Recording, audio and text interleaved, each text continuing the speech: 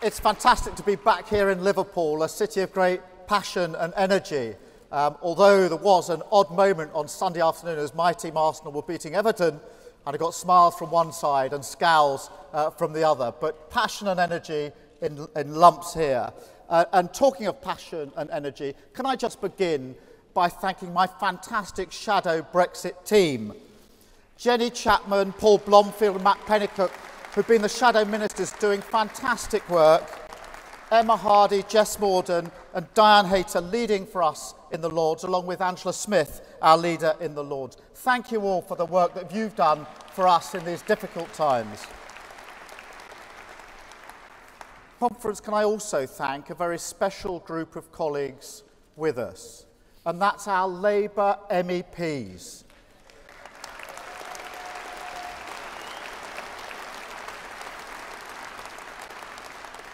These last 2 years have been especially difficult for you, but you've led our party in Europe and acted for our country in Europe, and we owe you a debt of gratitude. Thank you to all of our MPs, present and past.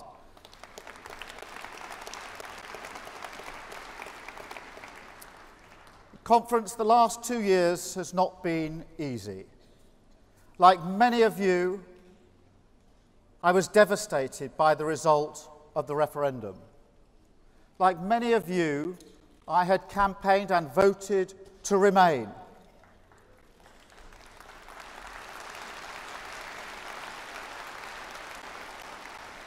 Not for the technical benefits of membership, important though they are, but because I'm proud to say I'm an internationalist.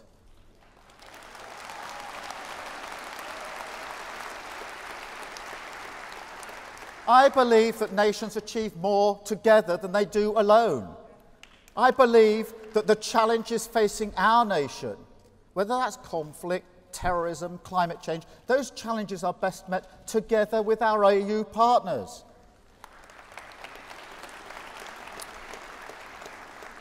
And Conference, if we think of the opportunities facing our nation, scientific research, medical developments, education, art and culture, those opportunities are going to be realised best with our EU partners. And Conference, those values of collaboration and cooperation, they didn't die on the 23rd of June 2016, and they must guide everything that we do as we go through the Brexit process, because we cannot give in to the narrow ideology that is driving the Tory approach to Brexit.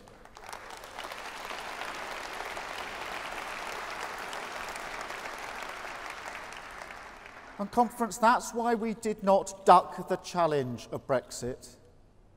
It would have been easy to wish away the result, but we didn't. We stepped up, we stood together, and we fought the government tooth and nail. And Conference, we were right to do that. We were right to say jobs and the economy must come first. We were right to say that EU citizens are not bargaining chips.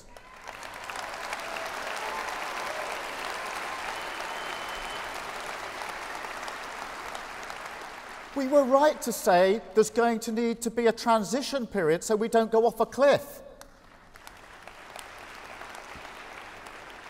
And we were right to say we need a customs union with the EU to protect our manufacturing base and to keep the solemn commitment to no hard border in Northern Ireland.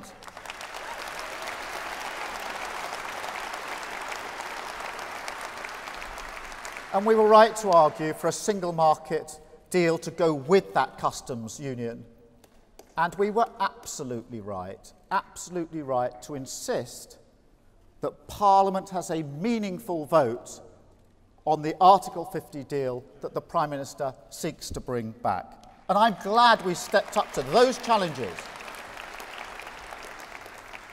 The Conference, we're about to be tested again. Over the next few weeks and months, hugely important decisions are going to be made, that are going to affect each and every one of us. And what does the Prime Minister say? Even in the aftermath of Salzburg, she says, trust me on Brexit. Trust her on Brexit. Trust the Prime Minister whose first choice as Foreign Secretary was Boris Johnson.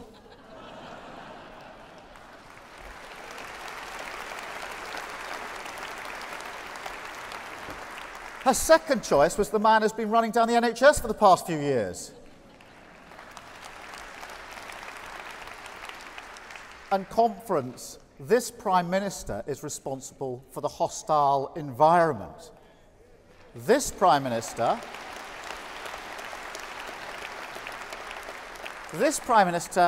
appointed a Secretary of State for Northern Ireland who doesn't understand the basics about Northern Ireland, let alone the complexities. So, conference,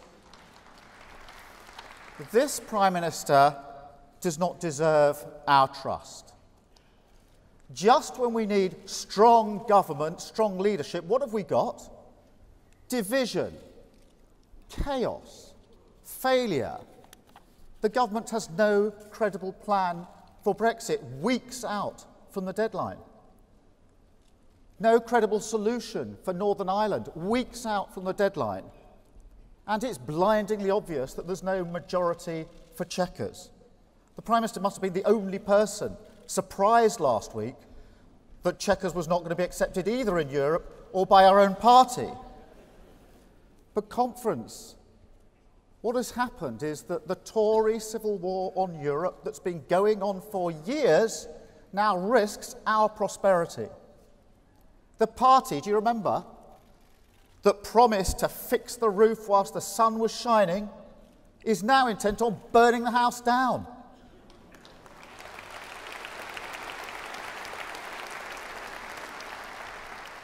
So, conference, I've got a message for the Prime Minister. If your party wants to tear itself apart, that's fine.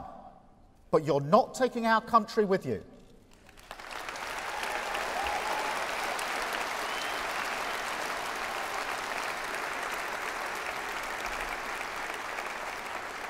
And conference, that is why Labour set 6 tests for Brexit. Not just technical tests, but tests that set out the sort of country, the sort of society that we want, where the well-being of all our communities matter. Those tests weren't plucked from thin air. They were taken from promises and commitments that the government made about what it would achieve in these negotiations. The Prime Minister's response to the test was that she was determined to meet them. While things may be going hopelessly wrong for her, she may have lowered her expectations, but I'm not lowering mine.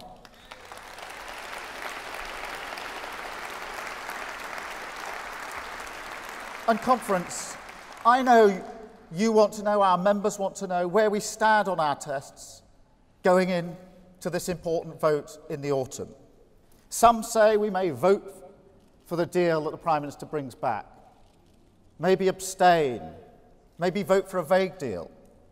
So let me be absolutely clear. If the Prime Minister returns with a deal that does not meet our tests, and that looks increasingly likely, we will vote against her deal.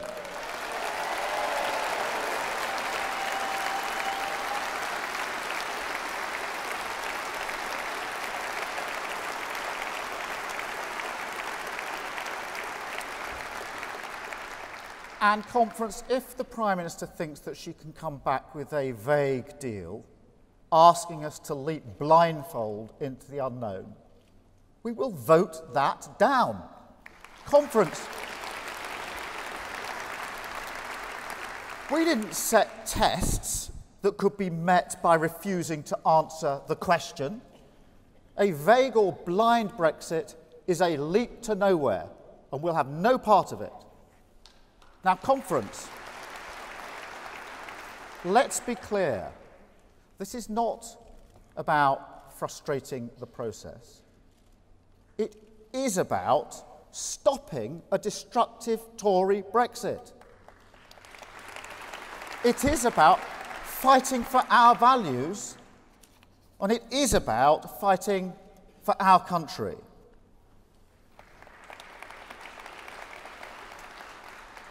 And Conference, when it comes to that vote in Parliament, we do not accept that the choice is between whatever the Prime Minister manages to cobble together or no deal.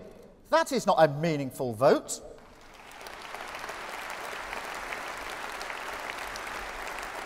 Between really bad and even worse, no deal would be a catastrophe. And no government has the right to plunge our country into chaos because of their own failures.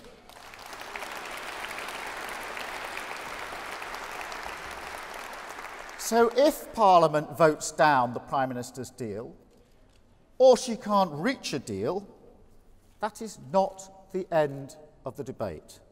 And Labour must step up again and shape what happens next. Our preference is clear. We want a general election to sweep away this failed government.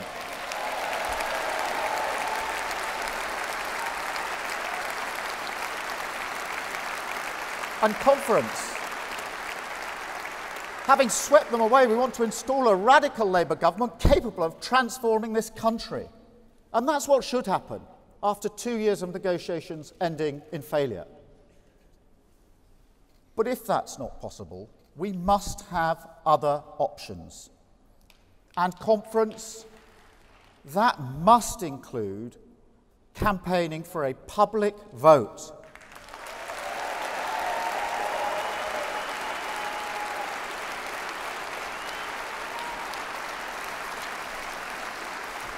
Conference,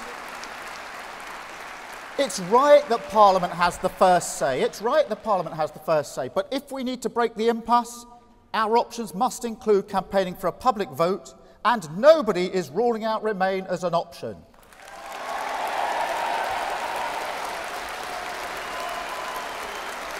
And Conference,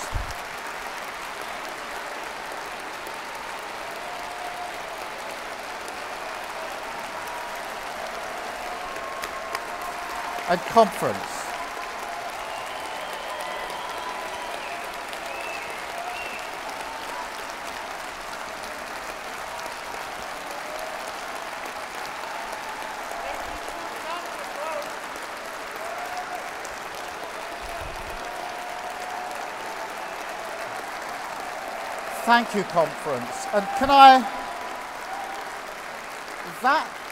That's why I'm very pleased that we as a party can put our full weight behind this morning's motion, which will be moved by the GMB. And can I just thank all of the delegates, the hundreds of delegates, who sweated it out with us on Sunday night for nearly 6 hours to get a motion that we could put forward. Conference, you know, and our members know that there are differences of opinion on Brexit. But what happened in that session is we reached a consensus. We're able to put a united position before Conference today.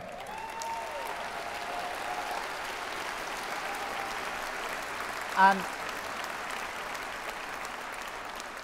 Conference, just to fast forward a week to contrast the position when we vote on our motion, our consensus motion, in a united Labour Party way. Fast forward to the chaos you're likely to see at the Tory Party conference, where they weren't able to agree anything at all.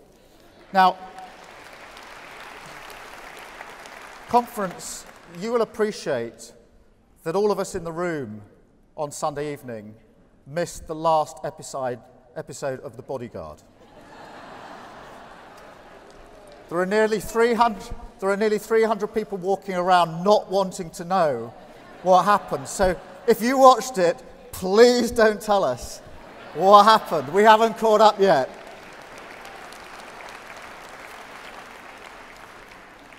And Conference, one final but important point. Whatever the deal the Prime Minister does or doesn't bring back, That's only part of the debate. The referendum was not just about technical membership of the EU. It was much wider and much deeper than that. It became a vote on the state of the nation. It became a vote on economics and politics and how they work, or in many cases, don't work. And millions of people sent us a very clear message that we must transform our economy, rebuild our public services, tackle inequality wherever it is, and give power back to our communities. There can be no satisfactory response to the referendum unless we have the right relationship with the EU, but also the right deal for Britain.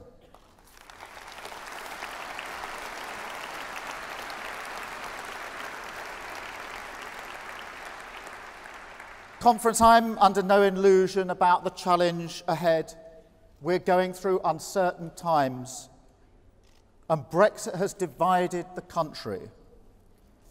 But we must remain united in the fight for our values, values that hold our party together, and values which I think could bring the country back together. That is our challenge, and we must rise to it. Thank you, Conference. Thank you.